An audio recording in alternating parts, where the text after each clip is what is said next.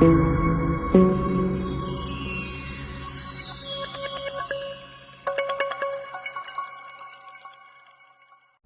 सत्कारयोग सतगुरां दी साजी निवाजी गुरु रूप प्यारी साध संगत जी।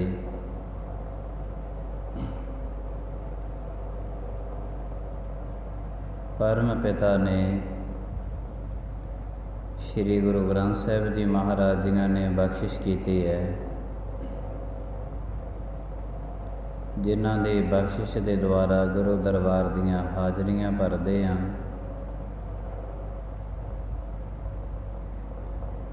जन्मां जन्मांतरां दी लगी हुई मैल इस मन तो लै जावे ते गुरु दरबार अकाल पुरख महाराज जी कृपा कर देन। जन्म अते मरण तो मनुख रहत हो जावे।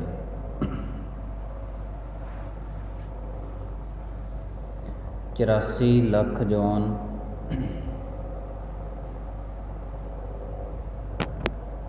तकरीबन मनुख सारियां जोनियां भुगत के फिर देही जिहड़ी है उहदी प्राप्ति हुई है। इहदी प्राप्ति इस वास्ते हुई है कि जिहड़ियां पिछोकड़ जोनियां दे विच जिन्नी तेरे मन ते मैल लगी है ना, वो सारी दी सारी मैल धोण वास्ते तैनूं हुण समां मिलिया। बाकी भी सृष्टि हैगी है, पशुओं वास्ते, पंछियों वास्ते, वनस्पति वास्ते ये शब्द नहीं है, केवल ते केवल मनुख वास्ते ने।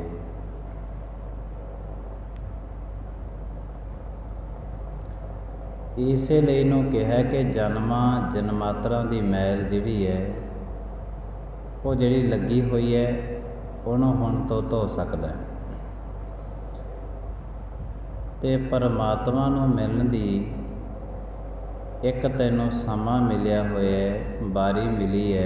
गोबिंद मिल की है तेरी बरिया।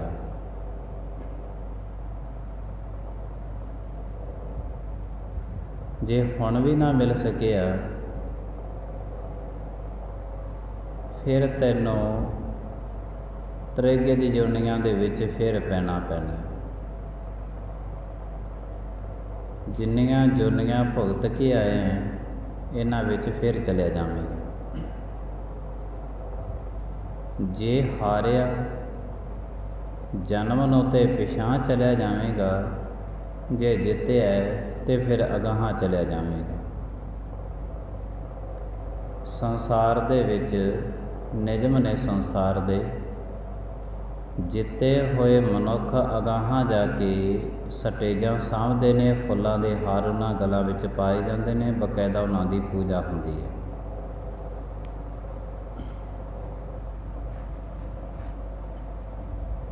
गुरु साहिब जी महाराज कहंदे ने जन्म मिलिया है ते इस बाजी नूं हुण जित के आवीं। जे हुण ना जित सकिया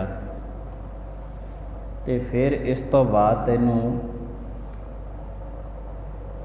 ये समा दोबारे नहीं मिलना, क्योंकि जिन्ने भी इस संसार दे विच मनुख गए ने वो दोबारा इस धरती ते मुड़ के नहीं आए। हरेक प्रकार दा दुविधा दे विचों गुरु साहिब जी महाराज मनुख नूं कढ़दे ने।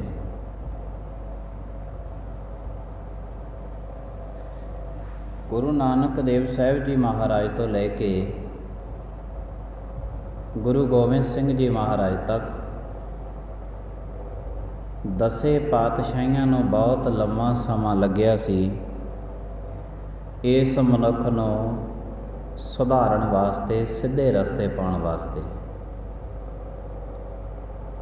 फिर भी गुरु साहिब जी महाराज ने दिव दृष्टि लंबी सोच दे नाल सोचा कि जिहड़े आउण वाले मनुख होणगे उन्हां वास्ते भी कुछ ना कुछ ते ਚਾਹੀਦਾ ਹੈ। ਇਸੇ ਲਈ ਗੁਰੂ ਸਾਹਿਬ ਜੀ ਮਹਾਰਾਜ ਨੇ ਸ਼ਬਦ ਦਿੱਤਾ ਹੈ ਕਿ ਤੂੰ ਸ਼ਬਦ ਤੋਂ ਜਿੰਨਾ ਤੇਰਾ ਚਿੱਤ ਕਰਦਾ ਤੂੰ ਗਿਆਨ ਪ੍ਰਾਪਤ ਕਰੀ।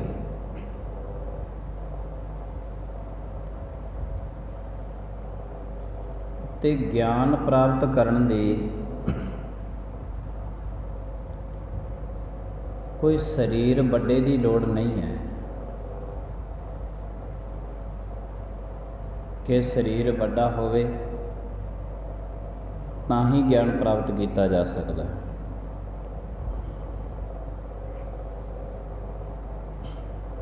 ਇੱਥੇ ਕਾਇਆ ਦੀ ਗੱਲ ਨਹੀਂ ਹੈ, ਇੱਥੇ ਸਿਰਫ ਤੇ ਸਿਰਫ ਜੋਤ ਦੀ ਗੱਲ ਹੁੰਦੀ ਹੈ। ਅਸੀਂ ਬੜੇ ਆਸਾਨ ਤਰੀਕੇ ਦੇ ਨਾਲ ਕਹਿ ਦਿੰਦੇ ਹਾਂ ਕਿ ਗੁਰੂ ਗ੍ਰੰਥ ਸਾਹਿਬ ਜੀ ਮਹਾਰਾਜ ਦੇ ਨਾਲ ਮਨੁੱਖਤਾ ਜੁੜਦੀ ਕਿਉਂ ਨਹੀਂ।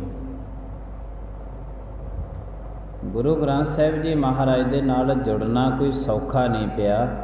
ਇਸ ਕਾਇਆ ਨੂੰ ਇੱਕ ਪਾਸੇ ਕਰਨਾ ਪੈਂਦਾ ਹੈ, ਫਿਰ ਮਨ ਕਰਕੇ ਗੁਰੂ ਸਾਹਿਬ ਜੀ ਮਹਾਰਾਜ ਦੇ ਨਾਲ ਜੁੜਿਆ ਜਾਂਦਾ ਹੈ। ਤੇ ਬਹੁਤੀ ਸਾਰੀ ਜ਼ਿੰਦਗੀਆਂ ਤਕਰੀਬਨ ਕਾਇਆ ਕਰਕੇ ਹੈ। ਬੱਚਾ ਹੈ, ਛੋਟੀ ਉਮਰ ਦਾ ਉਹਨੂੰ ਬੱਚਾ ਕਹਿ ਦਿੰਦੇ ਆ, ਨੌਜਵਾਨ ਕੋਈ ਬੁਢੇਪੇ ਦੇ ਵਿੱਚ ਚਲਿਆ ਗਿਆ ਉਹਨੂੰ ਬੁੱਢਾ ਕਹਿ ਦਿੰਦੇ ਆ। ਸੰਸਾਰੀ ਨਿਯਮ ਨੇ, ਕਾਇਆ ਦੇਖ ਕੇ ਨਾਮ ਦਾ ਪਲਟਾ ਵੱਜਦਾ ਰਹਿੰਦਾ ਹੈ। ਪਰ ਇੱਥੇ ਕਾਇਆ ਦੇਖ ਕੇ ਨਾਮ ਦਾ ਪਲਟਾ ਨਹੀਂ ਵੱਜਦਾ। ਇੱਥੇ ਗੱਲ ਜੋਤ ਦੀ ਹੈ, ਮਨ ਦੀ ਗੱਲ ਹੈ, ਸਰੀਰ ਦੀ ਗੱਲ ਨਹੀਂ ਹੈ। ਸੰਸਾਰ ਨੂੰ ਕਿਸੇ ਵੀ ਪ੍ਰਕਾਰ ਦਾ ਭੁਲੇਖਾ ਨਾ ਰਹੇ, ਇਸੇ ਲਈ ਗੁਰੂ ਨਾਨਕ ਦੇ ਇਸ ਘਰ ਦੇ ਵਿੱਚ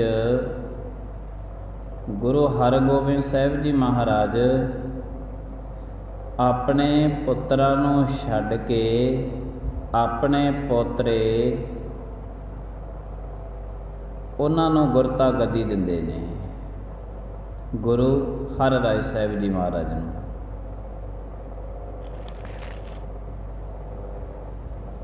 ਤੇ ਸੰਸਾਰ ਵਿੱਚ ਸਰੀਰ ਦਾ ਭੁਲੇਖਾ ਨਾ ਰਹੇ। ਪਹਿਲੇ ਤੇ ਸੰਸਾਰ ਵਿੱਚ ਨਿਯਮ ਨੇ ਕਿ ਪਿਤਾ ਆਪਣੇ ਪੁੱਤਰ ਨੂੰ ਸਭ ਕੁਝ ਦਿੰਦਾ ਹੈ,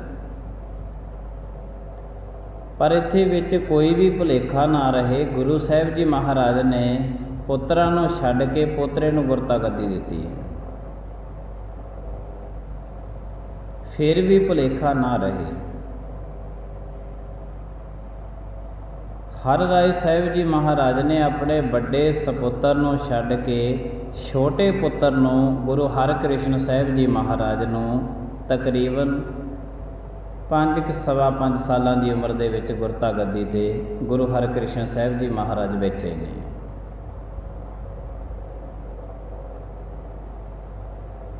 ਮਹਿਜ 5 5 ਸਾਲ ਦੀ ਉਮਰ ਕੁਛ ਵੀ ਨਹੀਂ ਹੁੰਦੀ।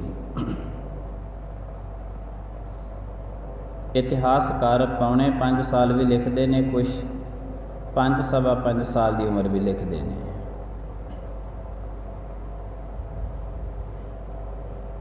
ਇੱਥੇ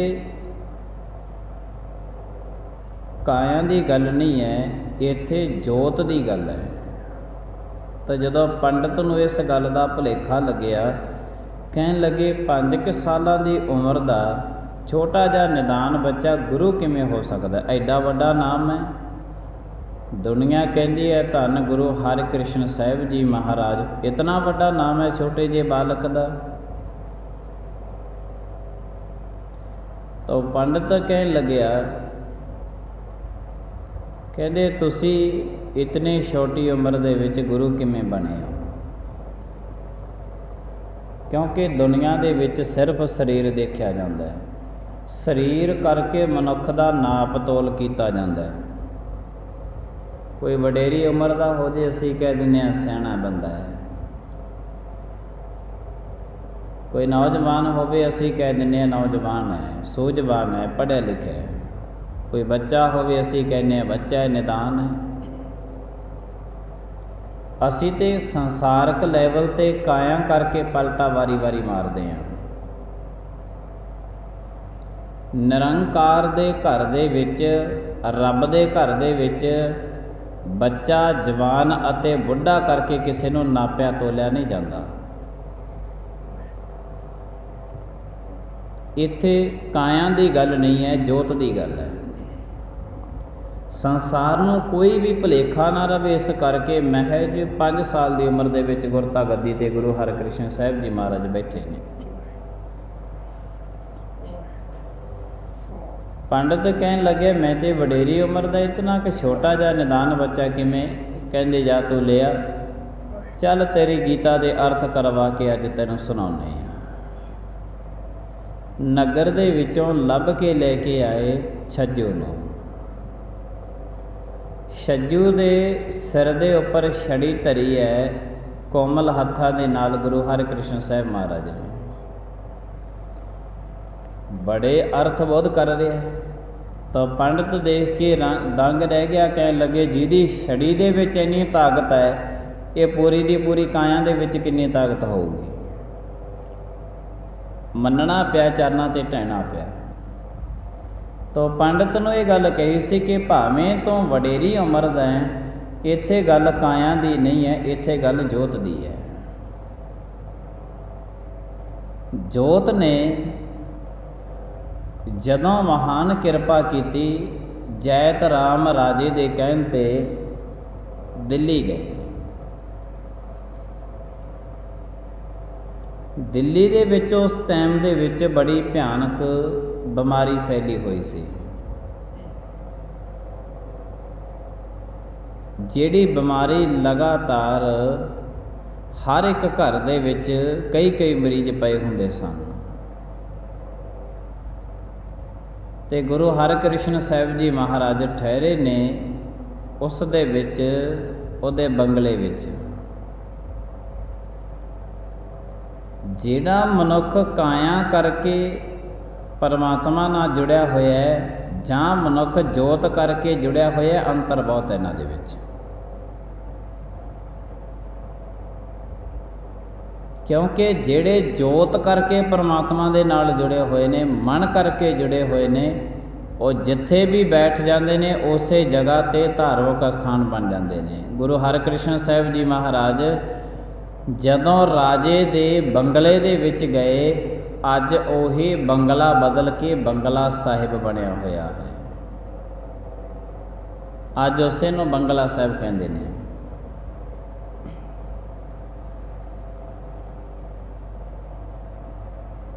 जदों गुरु हरकृष्ण साहिब जी महाराज नूं पता लग्या, दस्या गया, कहन लगे महाराज बड़ी भयानक बीमारी फैली हुई है, एक घर दे विच नहीं है, सारी दिल्ली दे लोग जिहड़े ने इस बीमारी की लपेट विच आ चुके ने।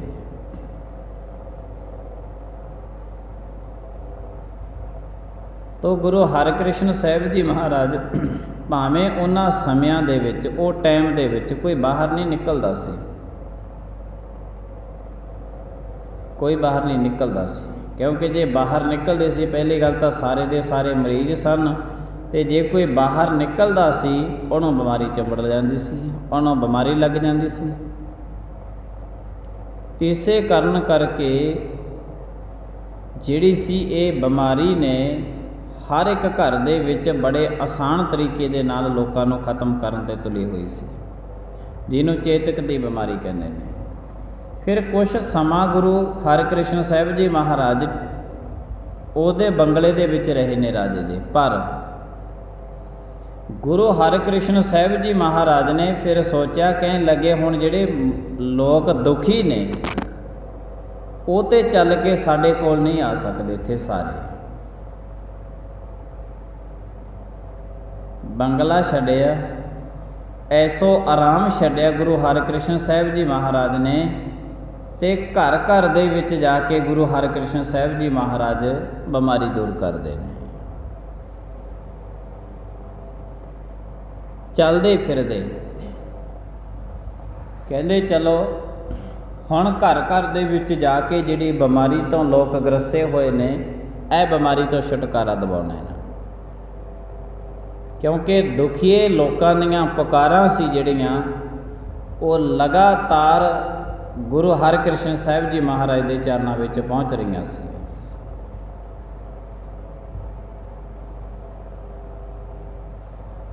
ਭਾਵੇਂ ਕਾਇਆ ਕਰਕੇ, ਦੇਹੀ ਕਰਕੇ ਉਹ ਆਪਣੇ ਘਰਾਂ ਦੇ ਵਿੱਚ ਬੰਦ ਸਨ,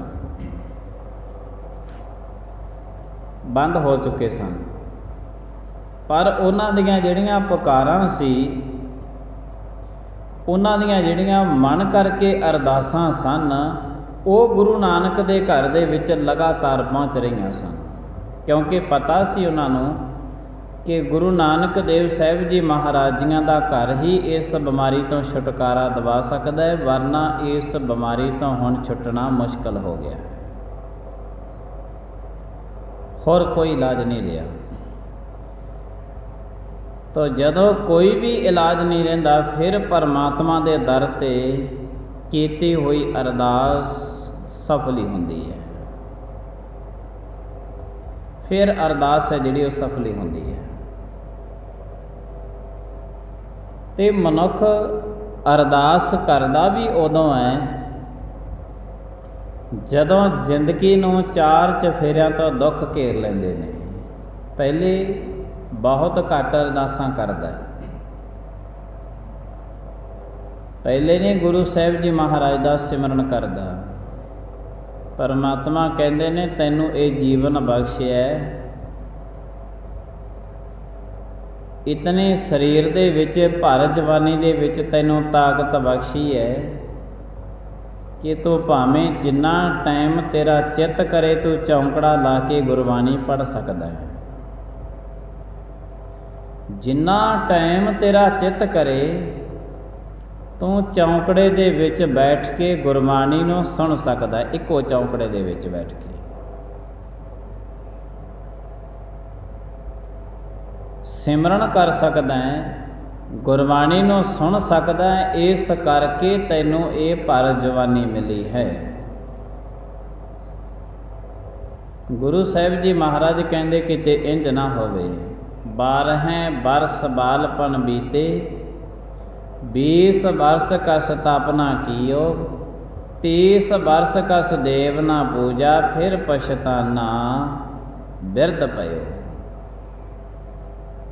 ਅਕਸਰ ਦੁਨੀਆ ਲੈਵਲ 'ਤੇ ਇਹੀ ਕੁਛ ਹੁੰਦਾ ਹੈ। 20 ਬਰਸ ਕਸ ਤਪਨਾ ਕੀਓ, 12 ਬਰਸ ਬਾਲਪਨ ਬੀਤੇ। 12 ਬਰਸ ਦੀ ਉਮਰ ਤੇ ਬਾਲਪਨ ਬਚਪਨੇ ਦੇ ਵਿੱਚ ਹੀ ਨਿਕਲ ਗਈ ਹੈ। 20 ਬਰਸ ਕਸ ਤਪਨਾ ਕੀਓ, 20 ਸਾਲਾਂ ਦੀ ਉਮਰ ਦੇ ਵਿੱਚ ਪਹੁੰਚਦਿਆਂ ਕੋਈ ਤਪ ਨਹੀਂ ਕੀਤਾ, ਕੋਈ ਤਪ ਨਹੀਂ ਕੀਤਾ। 30 ਬਰਸ ਕਸ ਦੇਵ ਨਾ ਪੂਜਾ, ਫਿਰ ਪਛਤਾਨਾ ਬਿਰਧ ਭਇਓ। 30 ਸਾਲ ਦੀ ਉਮਰ ਤੱਕ ਤੇਰੀ ਇਸ ਕਾਇਆ ਤੇ ਜਵਾਨੀ ਖੇਡਦੀ ਰਹੀ ਹੈ।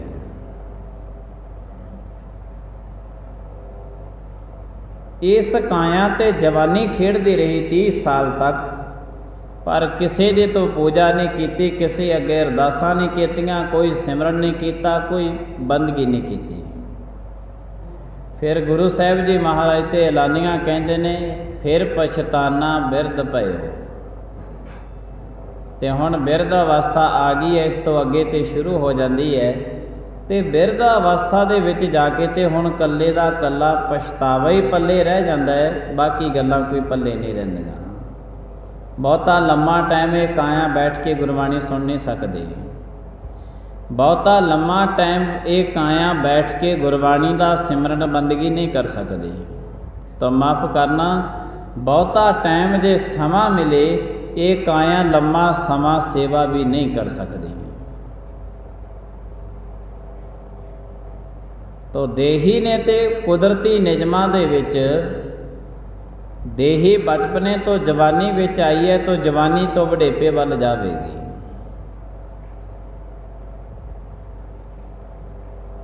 ਤਾਂ ਗੁਰੂ ਸਾਹਿਬ ਜੀ ਮਹਾਰਾਜ ਕਹਿੰਦੇ ਨੇ ਉਸ ਤੋਂ ਬਾਅਦ ਤੇ ਤੇਰੇ ਕੋਲ ਇਕੱਲੇ ਪਛਤਾਵਾ ਰਹਿ ਜਾਣਾ ਹੈ।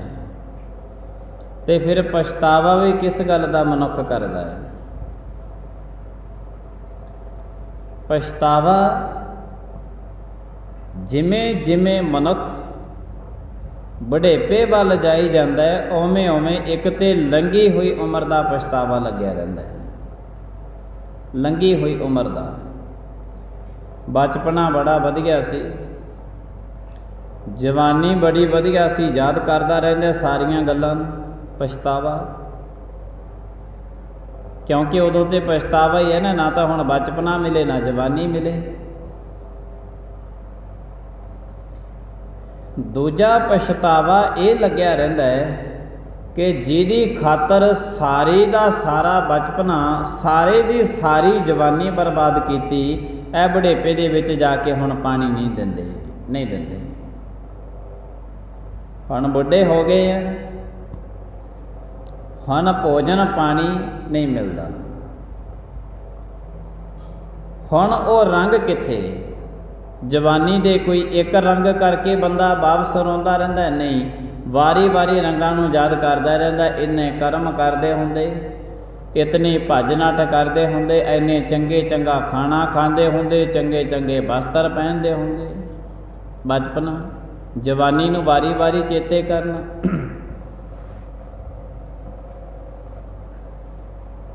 ਕਈ ਮਨੁੱਖਾਂ ਦੀ ਤੇ ਜ਼ਿੰਦਗੀ ਲੰਘ ਜਾਂਦੀ ਹੈ ਸਾਰੀ ਦੀ ਸਾਰੀ ਬਚਪਨੇ ਤੇ ਜਵਾਨੀ ਨੂੰ ਚੇਤੇ ਕਰ ਕਰਕੇ।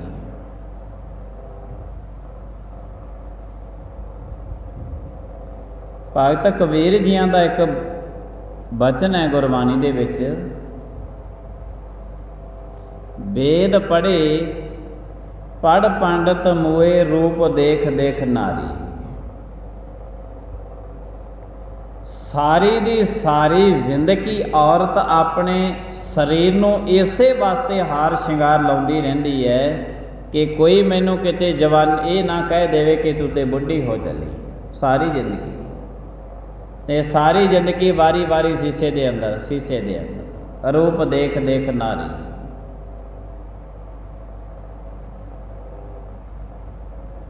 ਸਾਰੀ ਜ਼ਿੰਦਗੀ ਉਹੀ, ਭਾਵੇਂ ਜਿੱਡੀ ਮਰਜ਼ੀ ਉਮਰ ਚਲੀ ਜਾਵੇ, ਜਿੱਡੀ ਮਰਜ਼ੀ ਉਮਰ ਹੋ ਜਾਵੇ, ਪਰ ਫਿਰ ਵੀ ਹਰ ਇੱਕ ਮਨੁੱਖ ਜਿਹੜਾ ਹੈ ਇਹ ਆਪਣੀ ਉਮਰ ਨੂੰ ਛਪਾ ਕੇ ਰਾਜੀ ਹੈ, ਛਪਾਉਂਦਾ ਹੈ। ਇਹਦਾ ਕਾਰਨ ਕੀ ਹੈ? ਸਮਾਜ ਦੇ ਨਿਯਮ ਨੇ, ਕਿਉਂਕਿ ਮਨੁੱਖ ਨੇ ਸਮਾਜ ਦੇ ਨਿਯਮਾਂ ਨੂੰ ਹੀ ਮੁੱਖ ਰੱਖਿਆ। ਇਹਨੂੰ ਗੁਰੂ ਗ੍ਰੰਥ ਸਾਹਿਬ ਜੀ ਮਹਾਰਾਜ ਜੀਆਂ ਅਕਾਲ ਪੁਰਖ ਦੇ ਹੁਕਮ ਇਹਨੇ ਮੁੱਖ ਨਹੀਂ ਰੱਖੇ ਹੋਏ, ਸਮਾਜਿਕ ਨਿਯਮ ਨੇ। ਤੋ ਵਾਰੀ ਵਾਰੀ ਬੜਾ ਕੁਛ ਚੇਤੇ ਕਰ ਕਰਕੇ ਇਸ ਕਾਇਆ ਦਾ ਰੋਂਦਾ ਰਹਿੰਦਾ ਹੈ। ਤਾਂ ਗੁਰੂ ਸਾਹਿਬ ਜੀ ਮਹਾਰਾਜ ਕਹਿੰਦੇ ਹਨ ਕਿ ਇਸ ਤਾਂ ਹੁਣ ਤੈਨੂੰ ਪਛਤਾਵਾ ਤੇਰੇ ਪੱਲੇ ਰਹਿ ਗਿਆ, ਹੋਰ ਕੁਛ ਪੱਲੇ ਨਹੀਂ ਰਿਹਾ। ਤੇ ਚੰਨ ਦਿਨਾਂ ਦੇ ਸਾਰੇ ਤੇ ਸਭ ਤੇ ਜਵਾਨੀ ਆਉਂਦੀ ਹੈ। ਬਚਪਨਾ ਵੀ ਸਭ ਦੇ ਕੋਲ ਹੁੰਦਾ ਹੈ, ਬਚਪਨੇ ਦੇ ਵਿੱਚ ਜਵਾਨੀ ਛੁਪੀ ਹੁੰਦੀ ਹੈ, ਜਵਾਨੀ ਦੇ ਵਿੱਚ ਬੁਢੇਪਾ ਛੁਪਿਆ ਹੁੰਦਾ ਤੇ ਬੁਢੇਪੇ ਦੇ ਵਿੱਚ ਮੌਤ ਛੁਪੀ ਹੁੰਦੀ ਹੈ। ਤੇ ਗੁਰੂ ਗ੍ਰੰਥ ਸਾਹਿਬ ਜੀ ਮਹਾਰਾਜ ਅਕਾਲ ਪੁਰਖ ਬਚਪਨੇ ਦੇ ਵਿੱਚ ਮਨੁੱਖ ਨੂੰ ਜਵਾਨੀ ਚੇਤੇ ਕਰਾਉਂਦੇ ਨੇ, ਜਵਾਨ ਦੇ ਵਿੱਚ ਬੁਢੇਪਾ ਚੇਤੇ ਦਿਖਾ ਦਿੰਦੇ ਹਨ ਤੇ ਬੁੱਢੇ ਨੂੰ ਉਹਦੇ ਬੁਢੇਪੇ ਦੇ ਵਿੱਚੋਂ ਮੌਤ ਚੇਤੇ ਕਰਵਾ ਦਿੰਦੇ ਨੇ। ਤੇ ਮੌਤ ਤੋਂ ਅੱਗੇ ਦਾ ਰਸਤਾ, ਕਾਲ ਤੋਂ ਅੱਗੇ ਦਾ ਰਸਤਾ ਹੈ ਅਕਾਲ।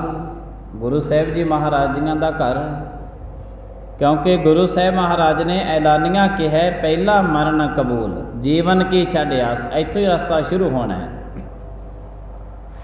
ਰਸਤਾ ਇੱਥੋਂ ਹੀ ਸ਼ੁਰੂ ਹੋਣਾ ਹੈ। ਤੇ ਇਹ ਗੱਲ ਸਮਾਜਿਕ ਨਿਯਮਾਂ ਦੇ ਵਿੱਚ ਮਨੁੱਖ ਕਬੂਲ ਨਹੀਂ ਕਰਦਾ। ਤਾਂ ਗੁਰੂ ਸਾਹਿਬ ਜੀ ਮਹਾਰਾਜ ਜੀ ਇੱਥੇ ਗੱਲ ਕਾਇਆ ਦੀ ਨਹੀਂ ਹੈ, ਇੱਥੇ ਗੱਲ ਜੋਤ ਦੀ ਹੈ, ਮਨ ਦੀ ਗੱਲ ਹੈ। ਕਾਇਆ ਦੀ ਗੱਲ ਹੁੰਦੀ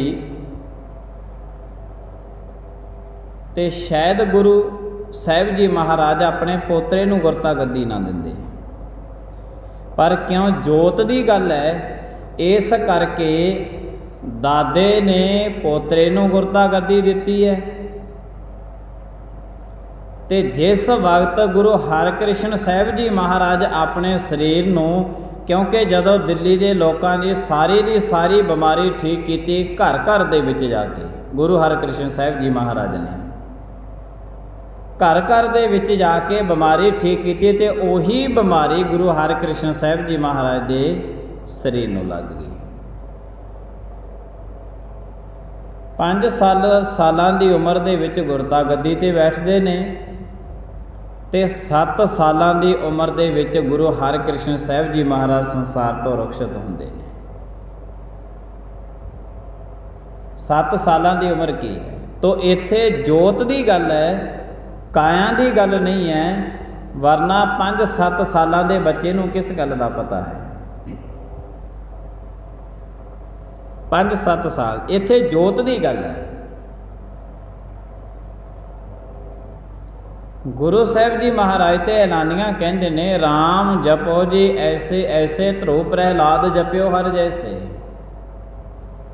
ऐ दुनिया दे लोगो, जे तुसी परमेश्वर दा नाम जपना ना, एक बच्चों की तरह जपो जिवें ध्रुव ते प्रहलाद ने जपिया सी, इंज जपो ना। तो इत्थे गल जिहड़ी है जोत दी गल है।